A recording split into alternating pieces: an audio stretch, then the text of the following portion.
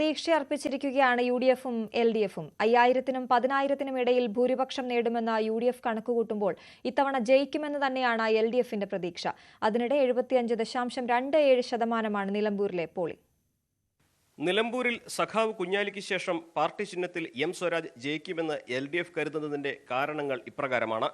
LDF-ന്റെ ഉറച്ച പഞ്ചായത്തുകളായ അമരമ്പലത്തും പോത്തുകലിലും മികച്ച ലീഡ് സ്വന്തമാക്കും.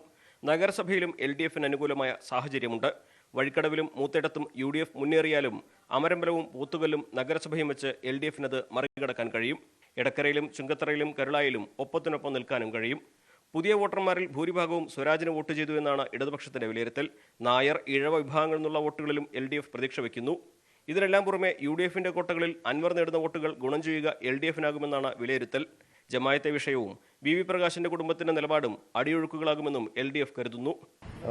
നല്ല പ്രതീക്ഷയാണ്, നല്ല വിജയപ്രതീക്ഷയാണ്. മികച്ച വിജയം LDF നേടും എന്ന് തന്നെയാണ് തെരഞ്ഞെടുപ്പ് കഴിഞ്ഞപ്പോഴും ആ അഭിപ്രായമാണ് പറഞ്ഞിട്ടുള്ളത്. അതിൽ യാതൊരു മാറ്റവുമില്ല. നിലമ്പൂരിൽ ഒരു മാറ്റം പ്രകടമായിരുന്നു. തീർച്ചയായിട്ടും LDF-ന് മികച്ച വിജയം നിലമ്പൂര് നൽകും എന്ന ഉറച്ച പ്രതീക്ഷയാണ് ഉള്ളത്.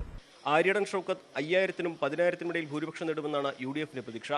അമരമ്പലം ഒഴികെ വഴിക്കടവിലും മൂത്തേടത്തും എടക്കരയിലും മികച്ച മുന്നേറ്റം നടത്താൻ കഴിയുമെന്നാണ് UDF-ന്റെ വിലയിരുത്തൽ.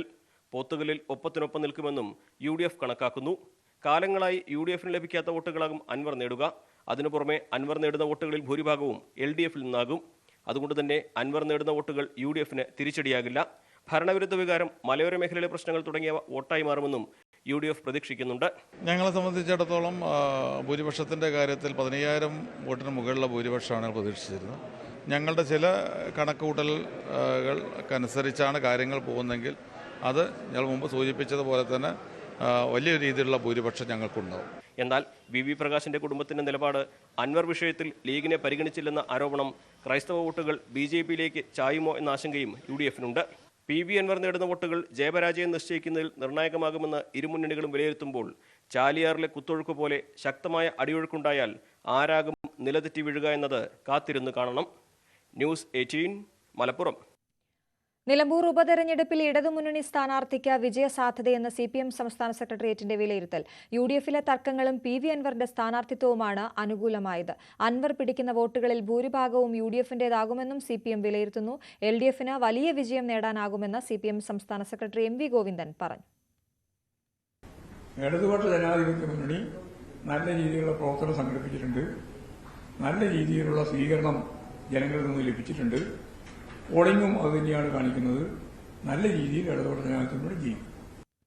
നിലമ്പൂരിൽ BJP വോട്ട് LDF-ന് ചോർന്നെന്ന സാധ്യത തള്ളാതെ മുസ്ലിം ലീഗ്. BJP-LDF സഹകരണം പ്രകടമാകാൻ സാധ്യതയുള്ള മണ്ഡലമാണ് നിലമ്പൂർ. ഇത് സംബന്ധിച്ച ബൂത്ത് കണക്കുകൾ UDF ശേഖരിക്കുകയാണ്. പ്രതിപക്ഷ നേതാവിനെ വിലയിരുത്തുന്നതാകില്ല നിലമ്പൂർ തെരഞ്ഞെടുപ്പെന്നും PK കുഞ്ഞാലിക്കുട്ടി ന്യൂസ് 18-നോട് പറഞ്ഞു. അത് എനിക്കറിയില്ല. കാരണം എന്താണെന്ന് വെച്ചാൽ അദ്ദേഹം ഇടതുപക്ഷത്തിന്റെ MLA ആയി തുടർന്ന ഒരാളാണ്. എല്ലാവിധ അദ്ദേഹത്തിന്റെ ബന്ധവും കാര്യങ്ങളും ഒക്കെ അവരുമായിട്ടാണ് ഉണ്ടായിരുന്നത്.